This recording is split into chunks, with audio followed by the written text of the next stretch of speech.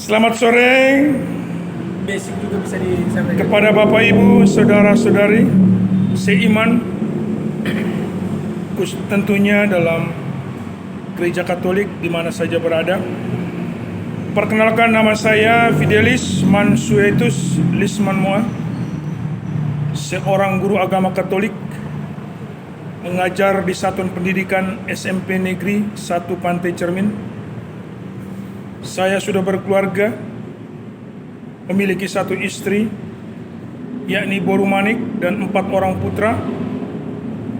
Dan puji Tuhan, sampai saat ini masih diberi kesehatan, masih diberi rezeki, lebih khusus dihindarkan dari virus COVID-19.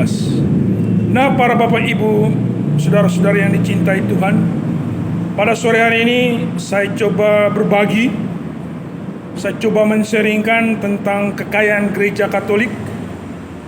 Salah satunya adalah orang-orang kudus. Dalam gereja Katolik ada 5 tahapan seseorang menjadi orang kudus yang diakui oleh gereja semesta atau gereja universal. Tahap pertama, seseorang dikatakan hamba Tuhan.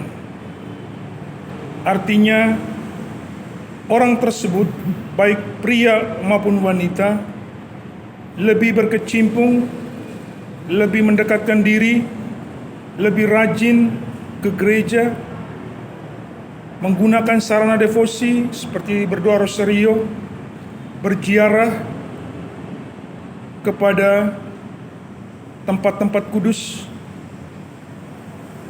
dan segala perilakunya, hidupnya, serta kesaksiannya dekat kepada Tuhan.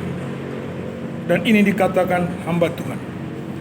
Tahap kedua adalah sahabat Tuhan.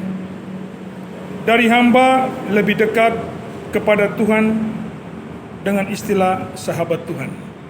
Artinya para Bapak Ibu umat beriman sekalian, sahabat Tuhan berarti lebih dekat dengan Tuhan. Mengapa saya mengatakan lebih dekat dengan Tuhan? Karena dalam tanda petik hamba itu identik dengan pelayan, identik dengan seorang yang masih jauh dari kedekatannya dengan Allah. Tetapi masuk ke dalam konteks sahabat Tuhan berarti sudah 1 tahap lebih dekat kepada Tuhan. Nah, para Bapak Ibu yang dicintai Tuhan, konteks sahabat Tuhan berarti ia atau orang tersebut melihat, memandang, menganggap Tuhan itu adalah sahabat dekatnya. Dengan kata sahabat, maka lebih akrab, lebih intim, lebih membuka hati, membuka diri supaya karya Tuhan itu berkarya, berkanjang dalam dirinya. Tahap ketiga adalah venerabilis, artinya yang dimuliakan, yang dihormati. Mengapa dikatakan seseorang itu dihormati atau dihargai? Karena kesaksian hidupnya selama hidup di muka bumi ini. Bagaimana bisa disaksikan bahwa dia adalah seorang yang dihormati, dihargai? Itu dari cara orang tersebut hidup, baik dalam kegerejaan, dalam keluarga, maupun dalam pekerjaannya sehari-hari.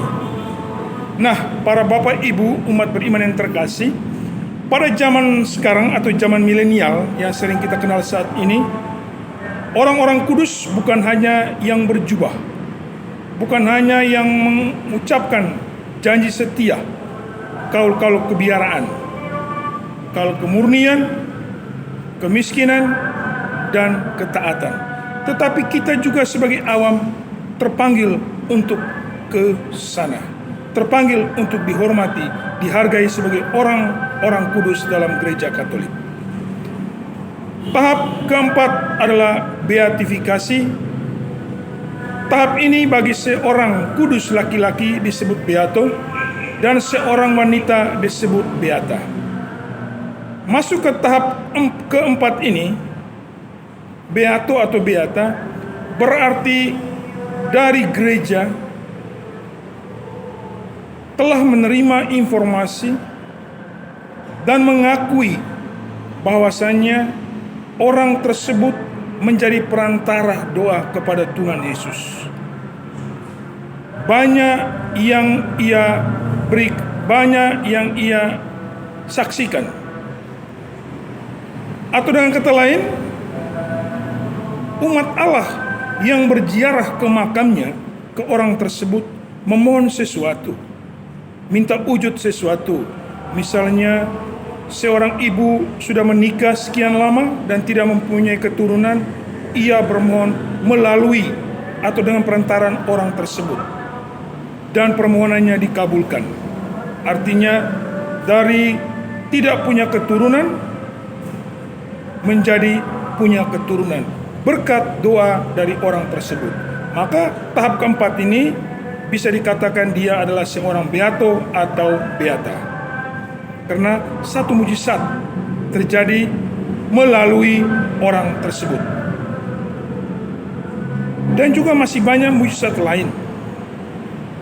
Misalnya seorang anak yang autis atau difabel memohon dengan perantaranya, suatu saat bisa kembali normal melalui orang yang ia minta didoakan.